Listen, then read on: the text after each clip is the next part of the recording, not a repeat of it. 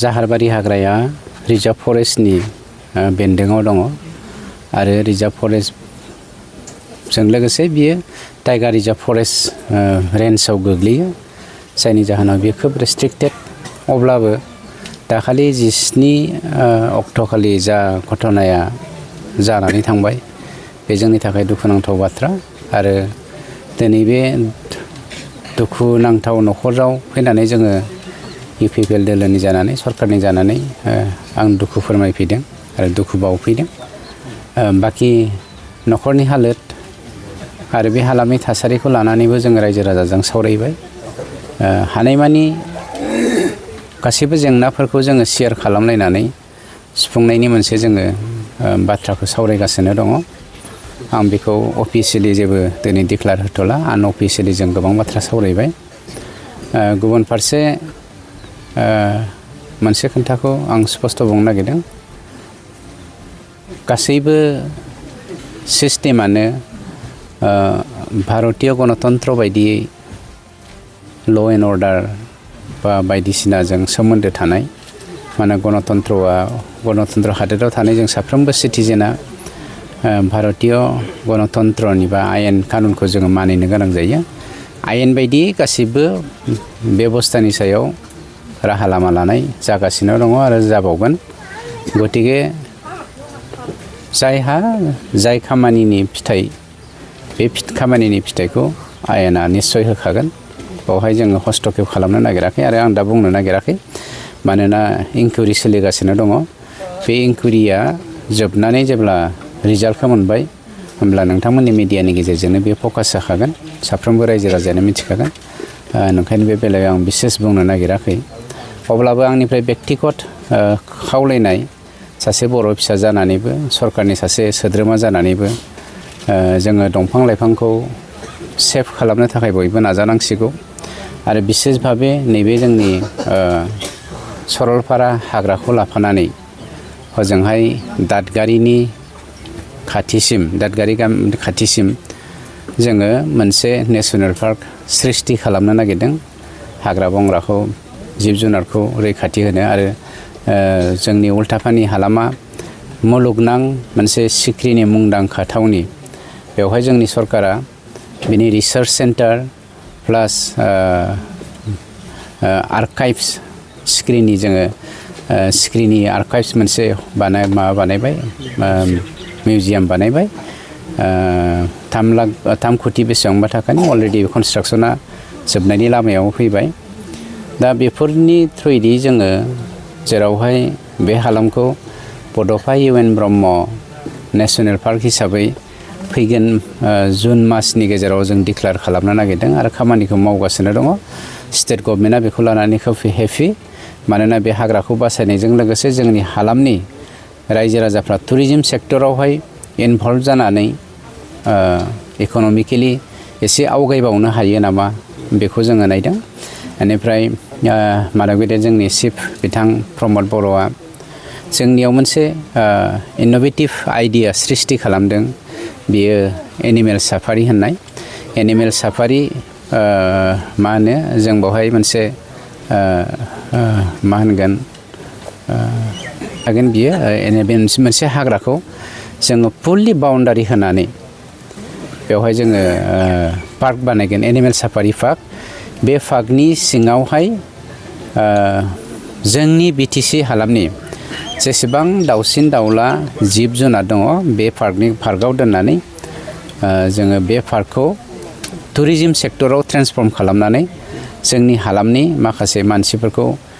लेखा गोरों रायजो राजाफोरखौ बा सेंग्रा सिख्लाफोरखौ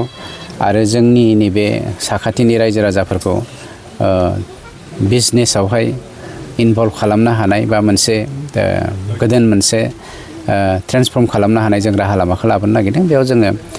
बिथां मानब गेदेर चिफ सारा 100 कौटिनि जोंनि बे थांनाय 3थि बर' एकर्डनि जेसेबां जोंहा रां फैनो गोनां दङ इमप्लिमेन्टेसननि सोमोन्दो लाखिनानै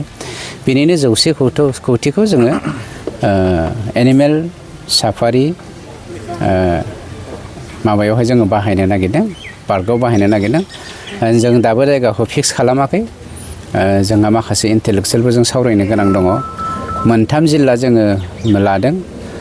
बाक्सा, चिरां, अदालगुरि। बेनि बबे मोनसेयाव लाबा साबसिन जागोन जों बेखौ दाबो थिरां खालामाखै। बावैसोनो थिरां खालामनो नागिरदों। बावहाय लकेल मानसिफ्रा माबायदि लुबैयो जों बेखौबो सोंनो नागिरदों। बबे एरियायाव खालामबा माबायदि जागोन, बबे एरियायाव बेसेबां हा होगारनो हागोन, बेखौ जोङो सावरायनायनि गेजेरजोंसो जों सिदान्थ' लागोन। बेखौ डिक्लेयार खालामनो नागिराखै, मानोना अफिसियेलि डिक्लेयार खालामोब्ला मा जागोन, खालामाबा मा जागोन, जों बेखौ स्टाडि खालामगासिनो दङ। खिन्थु बिथांनि रुंसारि नखरनि बिसि आरो सानै अनजालु फिसाफोर थालांदों। बे साथामनि थाखाय नोजोर बोनानै सरकारनिफ्राय जोङो अरायथा थांना थानायनि राहा लामाखौ होनायनि थाखाय बेबस्था लादों। खिन्थु आं दिनै नोंथांमोननि मिडियानि गेजेरजों बुंनो नागिराखै जे गभर्नमेन्टआ बुङोब्लाबो अपोजिसना बुंलाबायगोन, सिस्टेमनि बाहेरायाव थांनानै बिथांमोना साख्रि होदों होननानै बुंनो नागिरगोन। आरो होआ होननानै बुंबाबो बिथांमोना अन्थाइ बिखा मानसि माने समाज माहारिखौ बिसोरो सिनायनो रोङा होननानै बिथांमोना जायखौनो मेखौनो इन्सटिगेट खालामलाबायगोन। मानोना बिथांमोना थांनाय 17 बोसोराव स्पेसियेलि आं दावराय देख्रेबखौ बुङो, जेनेबा दावराव देख्रेब ना दावरायमोनलाय, दावराव देख्रेब बिथाङा जेरावनो मेरावनो थांनानै मानसिखौ इन्सटिगेट खालामलाबायो, आन्दलन खालामनांगौ, मा खालामनांगौ। थांनाय बारावबो बिदिनो माने सानै सेंग्रा मिस्टेकेनलि गावसोरनि मिस्टेकनि थाखाय ULB दानायनि थाखाय मोनसे एक्सिडेन्टेल केसाव बिथांमोना जिउ मुंख्लं जानाय टाइमावबो, रुंसारि जानाय टाइमावबो बिथांमोननि नखरखौ लानानै जोंनि सरकारनि जा पलिसि, बे पलिसिनि एगेन्स्टै बाथ्रा बुंनानै नखरखौ धंस' खालामनायसो दैदेनलांनाय, आरो दिनैबो बिथांनि नखरखौ बिदिनो खालामनो नागिरदोंमोन। गतिके बिथांमोना मोनसे कालसार दङ। थांनाय 17 बोसोराव मा होनो, लेवारा जेब्लायबो गोजा थै सोबनानै गावनि जिउखौ थांना थानायनि राहा लामाखौ जेब्लायबो सानो। थिग बेफोरबायदिनो बिसोरनि साननाय हनायाबो बिदिनो जे मोनसे गोजा गाबनि सिमांनि फुरियाव हाबनो हायोब्ला गावसोर साक्सेसफुल जायो, बेखौ बिथांमोना नोजोर होखायो। बङाइगाव सापागुरि र'डआव थानाय मेगना हुन्डाइ श'रुमा लानानै फैदों नोंथांमोननि सेराव फुजानि स्पेशेल अफार।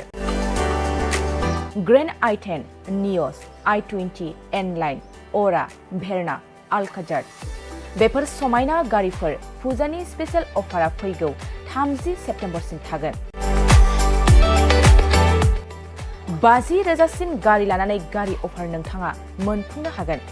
अब्ला मानोथो गोबाव खालामनो, थाबैनो नोंथाङा बङाइगाव सापागुरि र'ड एबा लामा सेराव थानाय मेगना हुन्डाइ श'रुमाव नोंथांनि फसायनाय गारिखौ लाहैदो। गोबां मिथिनो थाखाय नैबे जानबुं नाम्बार 9101093856, 8011827497, 70027967336, 70026948111 आव खौरां लाहर। मेगना हुन्डाइ श'रुम, बङाइगाव सापागुरि र'ड।